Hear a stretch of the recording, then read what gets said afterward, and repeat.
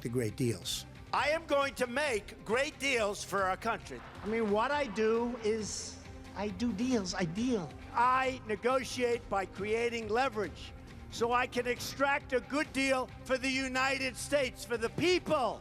I make deals. I negotiate. Everybody wants me to negotiate. That's what I'm known as a negotiator.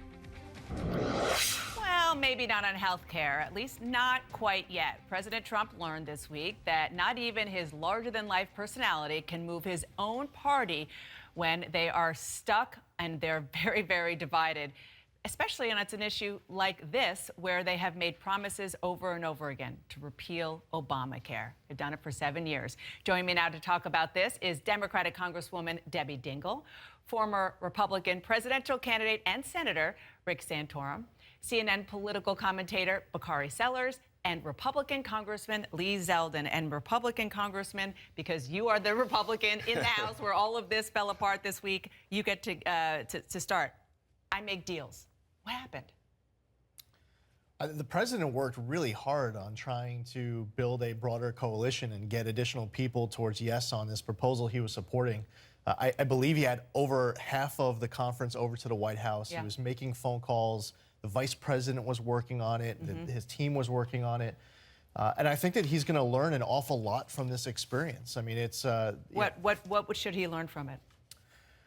Well, you know, there's a lot more to do.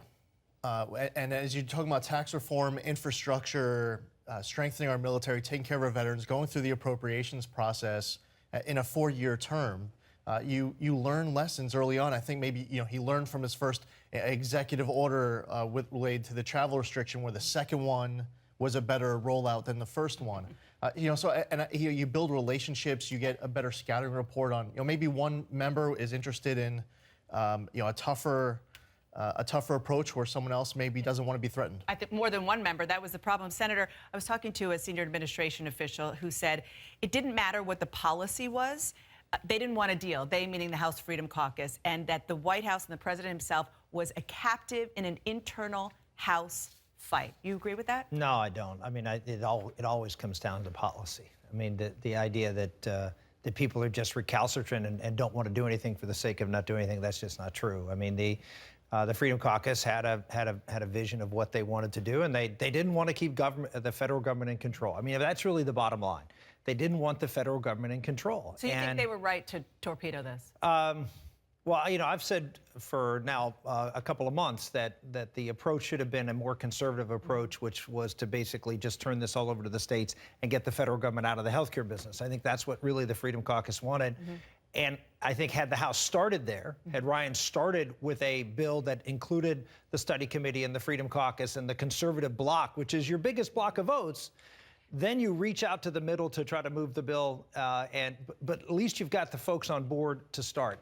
And Paul Ryan took a different approach. He took an approach that no other conservative leader in the House has taken before, which is to start more with the middle to try to appeal to moderates and get a bill that can pass the Senate, and it just didn't work. So, Congresswoman, from the Democratic side, it is true that the Democrats, they planted their feet and they said, we are not going to be involved in anything that has to do with repealing Obamacare. Now that that ship has sailed, will Democrats work with Republicans on at least fixing the problems that even you acknowledge are there? I said yesterday, I'll work with anybody to make it better, but I won't support a bad bill. This was a bad bill. This bill ripped. Yeah, of course you weren't going to support this, but let's look forward. I think we've got to see what they're willing to talk about. You cannot rip insurance away from people. You cannot force people to pay more and give them less. And at the end, they ripped away essential services. There are things that we can talk about. We need to do away with the Cadillac tax. We need to do something about prescription drugs, negotiate prices for Part D and Medicare.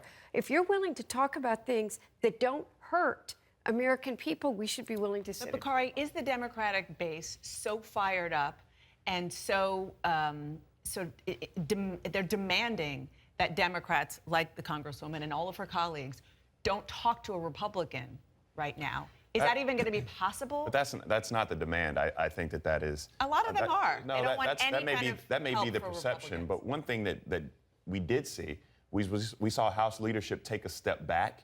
House Democratic leadership take a step back, and we saw the grassroots lead on this movement. You saw congresspersons getting inundated with phone calls, thousands and thousands of phone calls.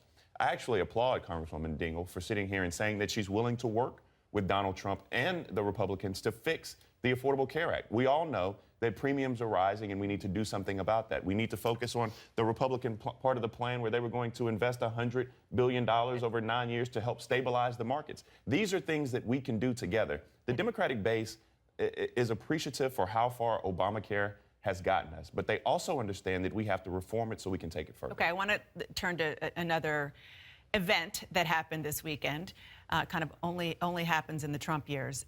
The president sent out a tweet, a promo for his friend on Fox News, Jeanine Pirro, saying, watch the show. Then you turn on the TV, if you did, and here's what Jeanine Pirro said at the beginning of her show. Paul Ryan needs to step down as Speaker of the House. The reason? He failed to deliver the votes on his health care bill.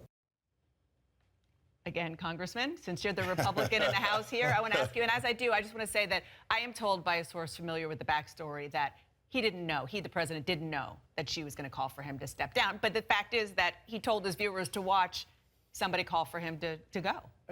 The president and Speaker Ryan and the chief of staff, the vice president, I mean, these are really strong relationships that have been building over the course of the days and the weeks since the election.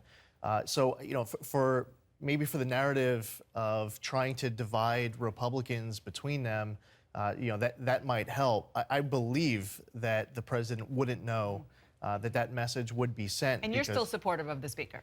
Not only am I still supportive of the speaker, many members of the Freedom Caucus just voted for him a couple of months ago.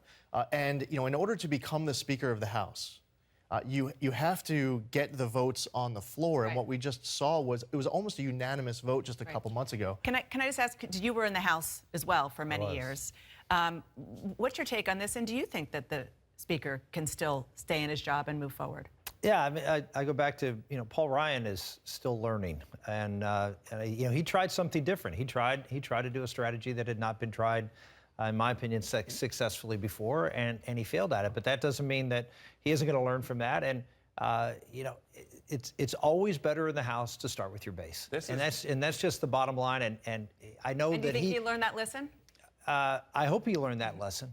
You always start with your strength, and then you build from there. All right, hey, hold that thought. Hold that thought. Sorry, we have to take a quick break.